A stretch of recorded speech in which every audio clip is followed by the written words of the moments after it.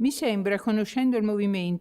I get to know the movement, it seems to me that unity is achieved by giving oneself to others. It's hard to set myself aside in order to make room for the person in front of me, but giving of oneself is the greatest joy one can experience. I often hear you speak about the suffering of Jesus forsaken. I ask myself, is it the same thing I experience when I set myself aside in order to receive another person, or is it different? And if it is something different, can I live this too, even though I don't have religious faith? You see, Leonardo, you compel me to use the language of our movement, even though I'll do my best. I know not everybody likes it, because you are already speaking about Jesus forsaken, an aspect of our spirituality. You say that you try to live him by making yourself empty, so to speak, being empty in order to receive the other person. It's the technique of unity. We need to do this to be one with others, to understand and then respond to one another. That's right. It's not the only way that we show our love for Jesus forsaken. We love Jesus crucified and forsaken also because St. Paul said very clearly, I know only Christ and Christ crucified. It's the essence of the Christian faith. We show our love for Jesus forsaken in other circumstances too. For example, when we see brothers or sisters who seem like him. Jesus felt forsaken, so anyone who's abandoned. When we see people who are marginalized or orphans, Jesus felt orphaned because he no longer felt the presence of his Father. Jesus felt separated from his Father.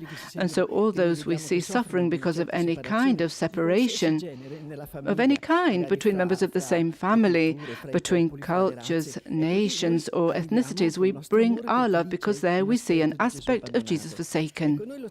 So we find him in our brothers and sisters, we find him in our personal suffering too, because sometimes we feel betrayed or disappointed, we feel persecuted, unloved. These are all aspects of what he suffered here on earth. He came from heaven and suffered these things on earth. We try to embrace these sufferings too, and so that suffering doesn't hold us back, we say to Jesus, to whom we've given our lives, look, you're living within me now somehow. I'm happy because I've given myself to you. We try to give this suffering to him and then set out to love others, to do what we call the will of God, our duties. And generally speaking, these sufferings disappear. They don't hold us back anymore. We also find him in the bigger separations in the world, for example, the separation between the churches. This is where we went to meet people of the Anglican, Reformed, Lutheran and Orthodox churches. We're all brothers and sisters, and there are many of them in our movement, you know this. And in other divisions in the world too, the divisions between different religions, we feel we are a bit different from one another because a Buddhist isn't a Christian, a Hindu isn't a Christian or a Buddhist or a Muslim. We see Jesus forsaken in these divisions too. Instead of becoming discouraged and turning back, we go ahead out of love for him to talk and dialogue with these brothers and sisters of ours, always seeking the foundation of unity, what unites us. There's always something that unites us. For example, regarding other religions, there's a sentence in the Gospel, don't do to others what you would not want them to do to you.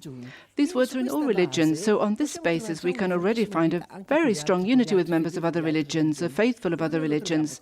So as you say, we find him in becoming empty to welcome our neighbor, in personal sufferings, in the divisions in the world, in the religious world and in the human and civil world. There are divisions between parties. Instead of despairing or suffering over it, we try to understand, to have a conversation, to build a relaxed atmosphere. Do you see, Leonardo?